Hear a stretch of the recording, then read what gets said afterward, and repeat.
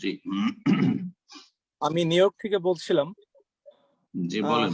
আমি জানি যে আজানের কথাগুলো দুইবার বলা হয় এবং একামতের কথাগুলো একবার বলা হয়।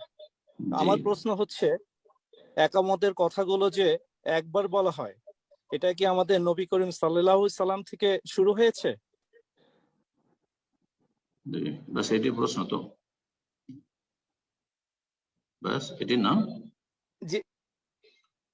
ঠিক আছে, দেখেন নবী সাল্লাল্লাহু আলাইহি ওয়াসাল্লাম বেলাল রাদিয়াল্লাহু তাআলা আনহুকে যে নির্দেশ দিয়েছেন সেই সম্পর্কে সাহাবী বর্ণনা করছেন, ওমেরা বেলালুন, বেলাল রাদিয়াল্লাহু তাআলা আনহুকে আদেশ দেওয়া হলো যখন তাকে মুয়াজ্জিন নিযুক্ত করলেন, আইয়াশফাল আজান, আজানের বাক্যগুলি জোড়া জোড়া বলবে, ওয়ায়ুতিরাল ইকামা, আর ইকামত একটি একটি করে বাক্য দেবে, ইল্লাল ইকামা কাদ কামাতিস সালাহ ছাড়া, কামাতিস সালাহ ছাড়া।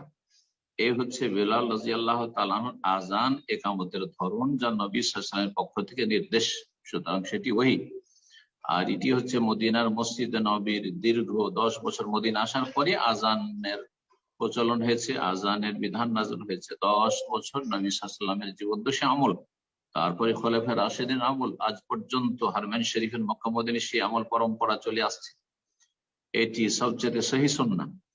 তবে ভিন্ন আরেকটি হাদিস রয়েছে মক্কার মুয়াজ্জিন আবু মাহজুরা রাদিয়াল্লাহু তাআলা আনহু বর্ণিত, তাতে দুই দুই বাক্য একামত রয়েছে, দোহরা একামত রয়েছে, আর সেই হাদিসগুলিরও সনদ সহিহ।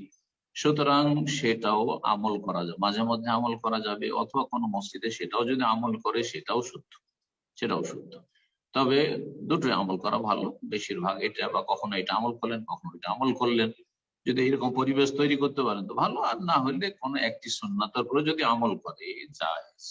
নবী সাল্লাল্লাহু আলাইহি ওয়াসাল্লামের আমল থেকে শুরু হয়েছে দুটোই। তবে মদিনার আজান একামত যেমনটা বললাম যে বেলাল রাদিয়াল্লাহু তাআলা এইরকম ছিল, একরা ছিল একামত, আর দোহরা ডবল ছিল আপনার আজান। পক্ষান্তরে আবু মাহজুরা রাদিয়াল্লাহু তাআলা আজান একামত সেগুলি ডবল ছিল, এবং আজানের তারজি ছিল, যে তারজিটা আবার আমাদের হানাফি ভাইয়া নিচ্ছেন, ওইটাও নেওয়া উচিত। তাহলে যদি আপনি সুন্নতটা পালন করতে চান মক্কা বিজয়ের পরে আবু মাহজুর আজানের, তাহলে সেখানে তারজিও রয়েছে, কিন্তু সেটাকে তারা আমল করে না। জি, বারাকাল্লাহ।